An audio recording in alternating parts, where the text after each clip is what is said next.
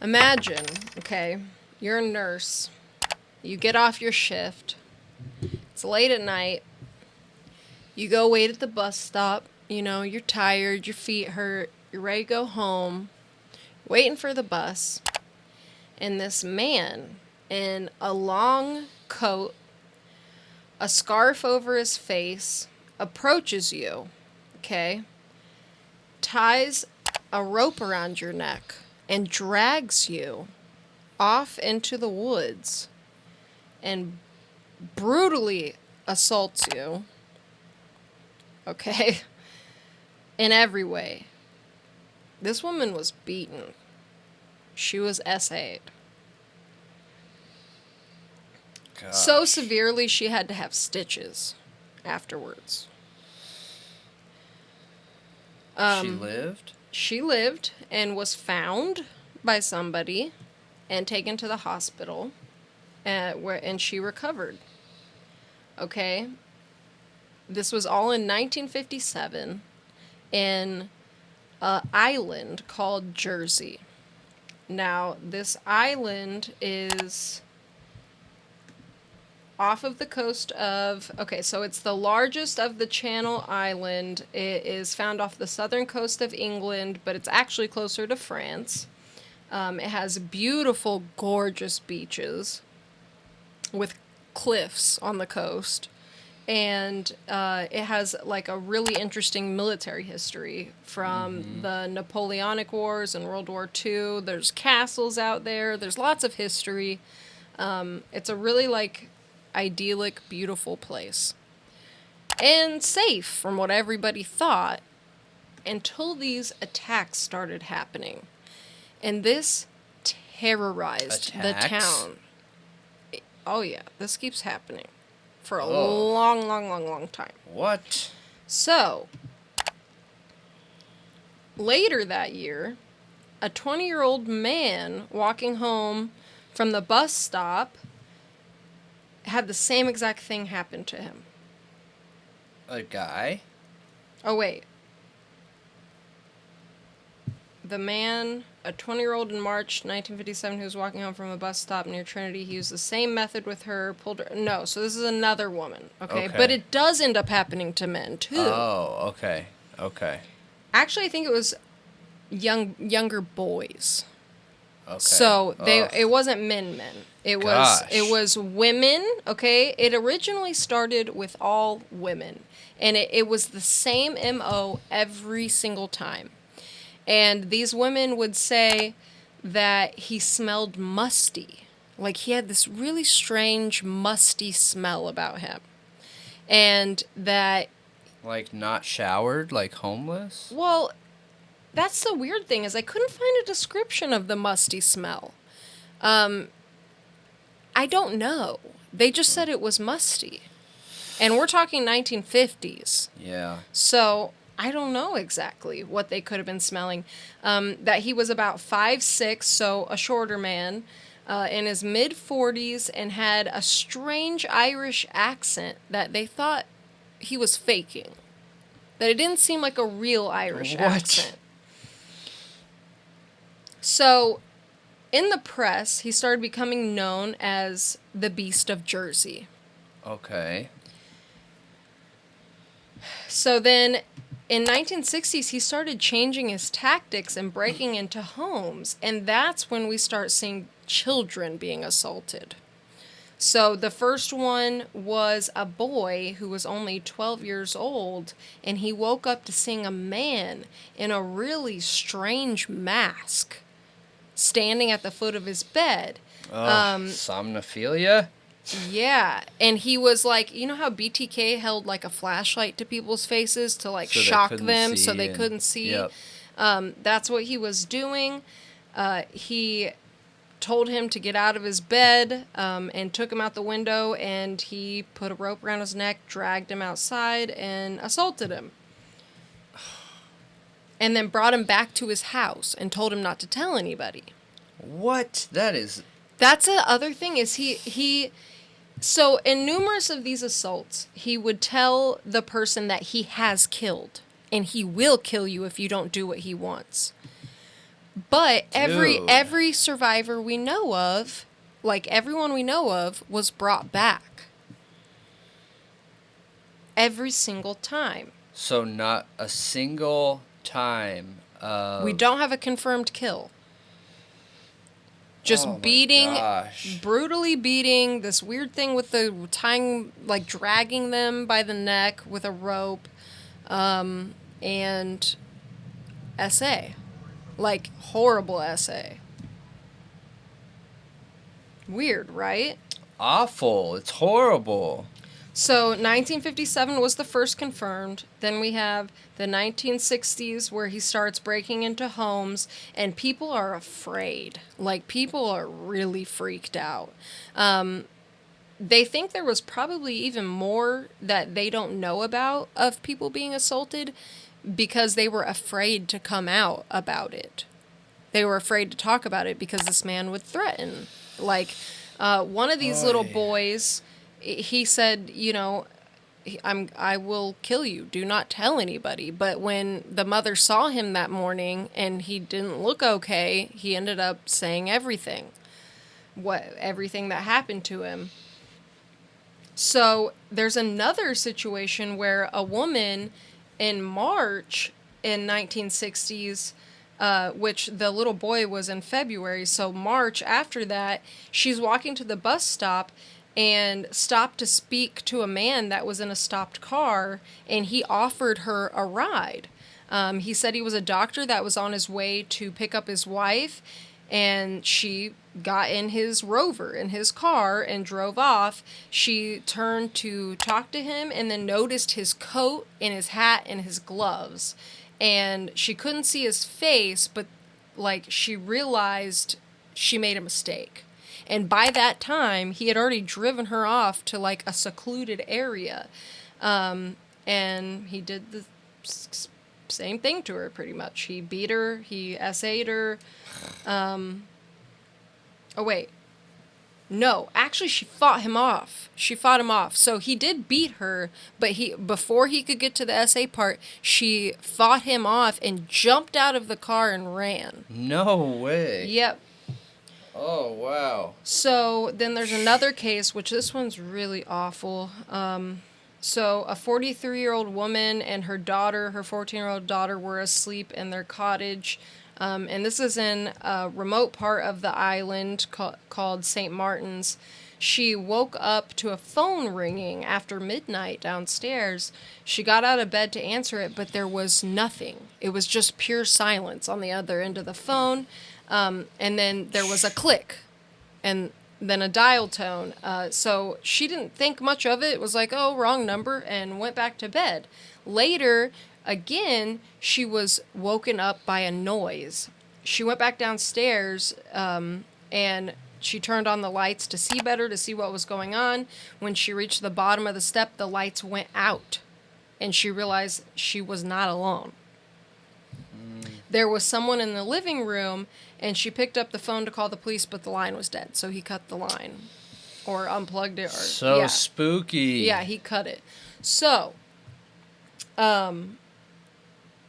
he jumped at her and attacked her and told her, give me your money, and threatened to kill her. And in the struggle, her daughter woke up and heard the noise and went to see what was going on, and her mom was, yelling, like, run, go.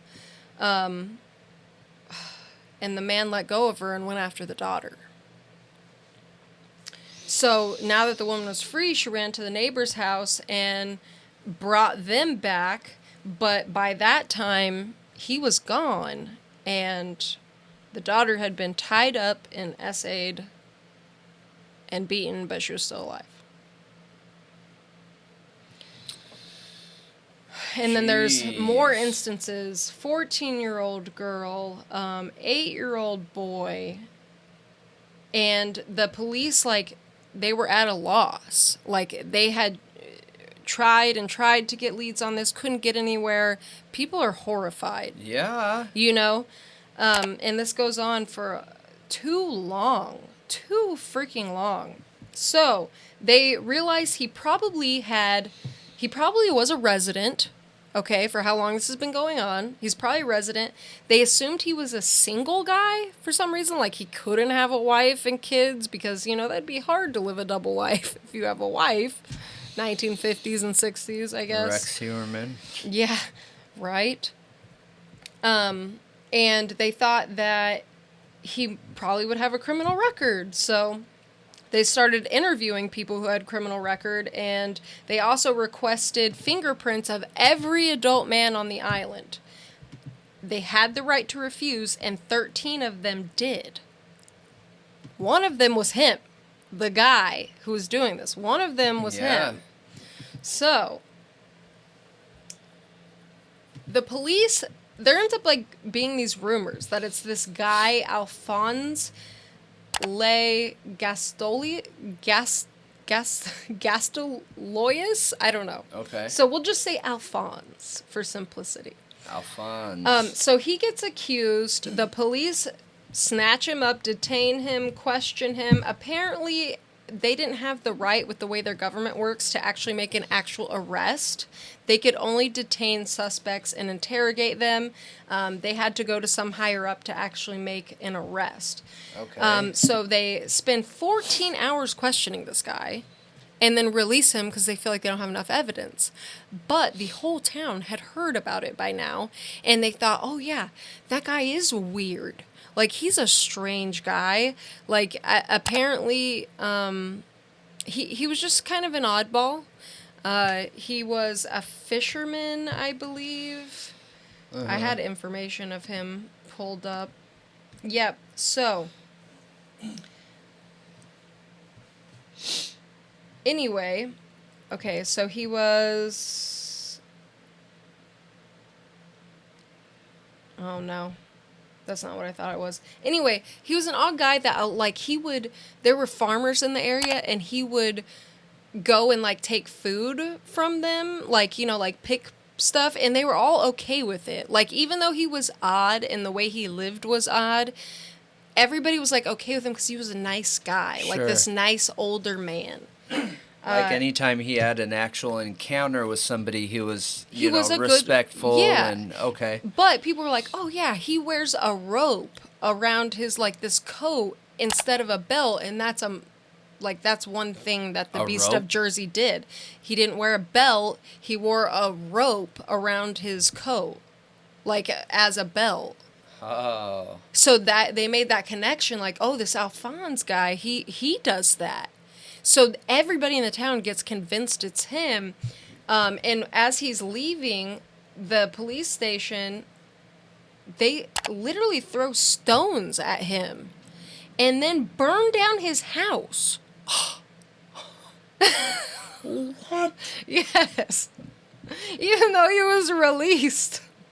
They were all convinced it was him, and they're like, you're not doing this to us anymore. And they throw stones at him and burn down his house. So my God. He was forced to leave, and he went to another group of islands northeast of Jersey. And, you know, after the true assailant was caught and stuff, I think they actually tried to, like, make it up to him and, like, offer him. He was like, nope, I'm not coming back there. I'm staying away from there. He actually died in 2012 at the age of 97. Oh, wow. Yeah. So. That's so mean. I know. Dude. It's horrible. It's so bad. So. Jumping to conclusions. It is. It was jumping to conclusions. So that was so basically there was no more attacks after that for a while. After they got him off the island? Well, for the rest of the year. So then that was 1960, okay? So and they then, thought for sure it was him then. I don't know. So then 1961 in February it began again. But it changed a little bit.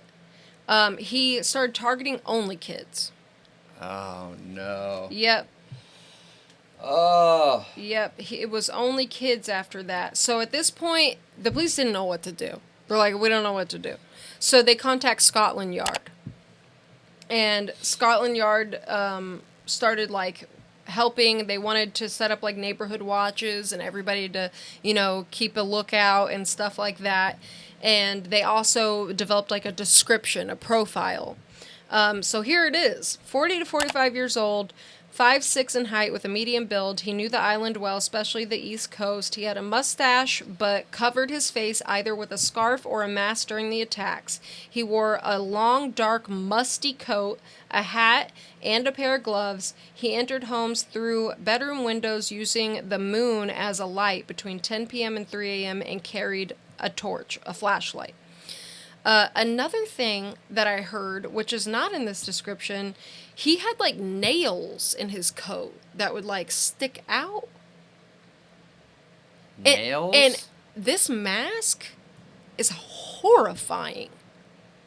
Like, it's so scary, which I want to show everyone.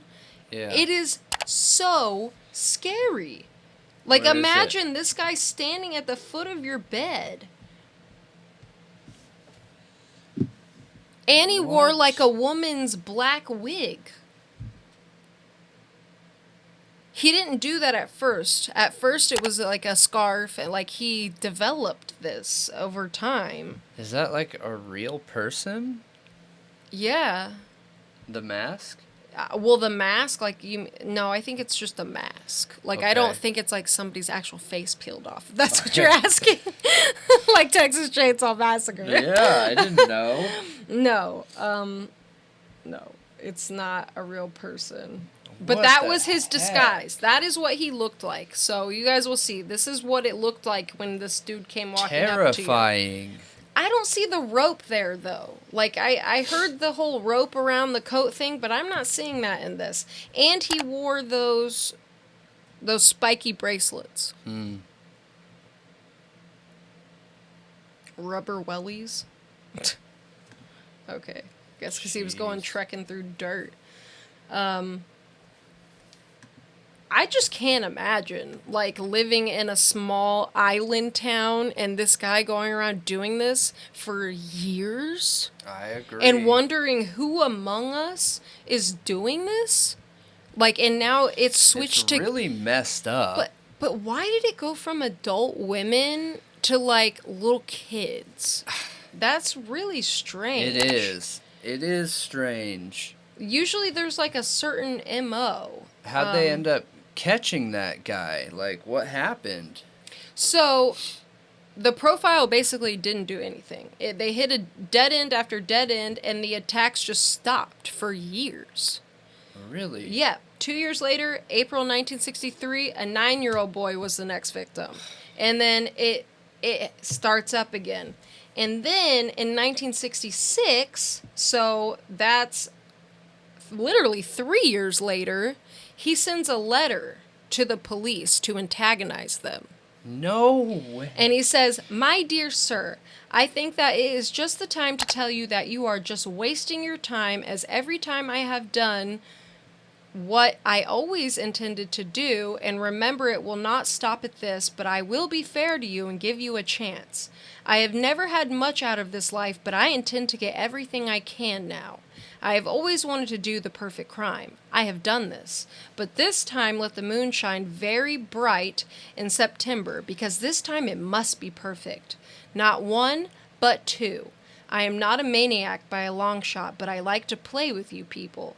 You will hear from me before September, and I will give you all the clues, just to see if you can catch me.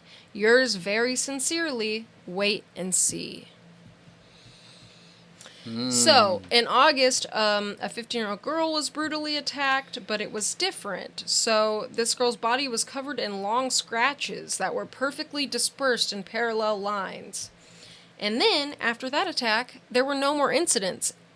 And there was no, like, 2 in one day, like he was saying he was going to do. There was no perfect crime. It was just that one girl with the weird scratches, and then no more for 4 years. What? Then, August 1970, a 14-year-old boy. Okay? Similar. Very, very similar. So, then, July 1970, this is when he gets caught, okay? 1957 to 1970. Just let that sink in. Okay, that's a long time for this little island to be terrorized by this maniac. Yeah. All right, so 2 officers are cruising around the island on their nightly patrol, and it's about midnight, and they stop at a red light, and a car ran the red light. The officers chased down the car, who was, like, trying desperately to get away from them. It was like a high-speed chase. He drove on the wrong side of the road, and crashed into a hedge. Which finally stopped into a tomato field, it says. When he got out of the car, he tried to run. The police chased after him, and they tackled him to the ground and arrested him. So, on the ride to the police station, they notice a musty smell. No way. Yeah. That catches him. Yeah. What? Because he's so musty. What? What is that smell? I'm so curious what it is. I have no idea. I don't get it. And when I heard about this, like, I was shocked. I was like, this is insane. I have to bring this up. It's like a horror film. Yeah. Caught by a musty smell? In the mask. Like, what is that? So, it just sounds so nasty. Yeah. So when they finally saw, like, they were under a bright strip of lights and they saw him for the first time, he was wearing the whole getup, okay? The long screws sticking out of his collar, his cuffs, the coat. They think that's what made the marks on the girl, like the long scratches. Okay. Yep. So when they emptied his pockets, they found a flashlight. And they just they found cord, they found his hat, they found duct tape, they found a wig. Like a criminal's perfect getaway bag. Yep, everything. And they found his mask. So this is him, Edward Paisnell. He was 46 years old, born in 1925, and he had a wife and kids. And was a stand-up citizen. No way. He literally dressed up as Santa Claus and went to, like, this orphanage every year. Like, he literally was involved in, like, taking care of children. We are so lucky he never evolved to murder. Well, he was taking those children out at night and assaulting them. Like, we have people coming out even now, like, to this day, talking about what he did to them as kids. So glad he didn't evolve to murder. He claims he did kill people, though. So apparently they had a sexless marriage. He lived in that one part of the house. He had some weird satanic stuff in there. He was, he believed he was, like, special in some way. I don't know. He was wild. A total scary freak, man. Yeah, his wife worked at the foster home, and the kids called him Uncle Ted. No. And he dressed up as Santa. No. Yeah. Uncle. Oh. So he was also imprisoned during World War II for stealing food from the German, like he stole food to help feed starving families, and was arrested by Nazis and held for a month because he was trying to help feed families. It's that dark second person, man. We see that with so many people where, like, their entire life they will put on the good act, except for that one short amount of time they switch it. They turn that switch on and they're a different person. Well, apparently their sex life was terrible, and he had, like, a mistress, but she never thought it could be him. She's like, he's so good with the kids, this can't be him. I think it began to make sense for her. Yeah. But when he was questioned why he was speeding, he told the police he was going to an orgy and didn't want to be recognized. And he said the nails were for if he encountered somebody who knew martial arts. Oh, no. Weird. So when they found his secret locked room in his bedroom, it smelled musty. So that's where, like, the musty smell was coming from. He had, like, homemade wigs. They found photographs in there. They found, like, evidence he had been planning his attacks for years. He chose his victims years ahead of time. What? He knew specifics about their families, their homes, which windows to climb in at night. And he had a shrine to Satan, which included an altar, a sword, and books about, like, black magic and the occult.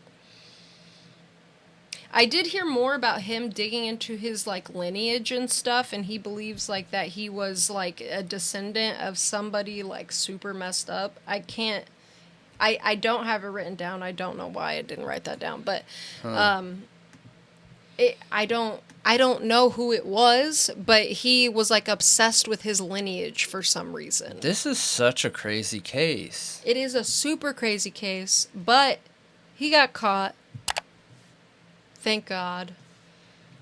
Yeah, hopefully they got the right guy. What? I'm just joking. What? Yeah. That's You're the right literally guy. caught in the act. Yeah. Yeah, he was going to a new victim. Yeah. Yeah, in the dress and everything. What a dummy, though, to just fly past the police in your outfit that you're going to commit a crime, or maybe did commit it already and no one spoke up. Maybe normally they weren't in that place at that time, and he was in his get-up, and he was like, shit, they're not supposed to be here right now, because he planned it years ahead of time. This dude was paying attention to details. He knew which window to climb in. He knew everything about these people's families. Like, he paid attention. Yeah. That is so crazy. I'm just glad and he died? Yeah, he's dead. Okay.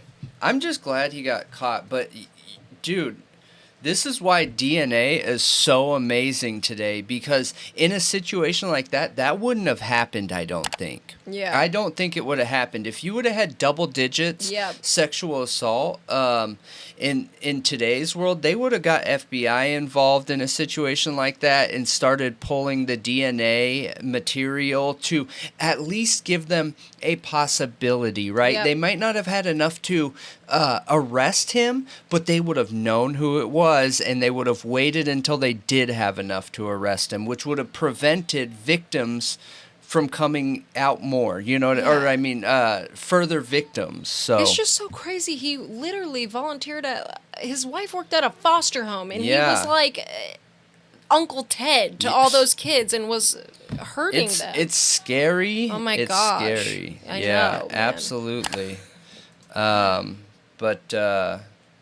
But yeah, I'm just glad he got Let caught. us know what you guys think. I thought that was super scary when It I first is. heard of it. I had It never is. heard of it before. And the mask and the musty Terrifying. smell and the news, it's horrifying. Terrifying. But yeah. At least it's solved. At least we got one tonight that's solved. Yeah. Absolutely.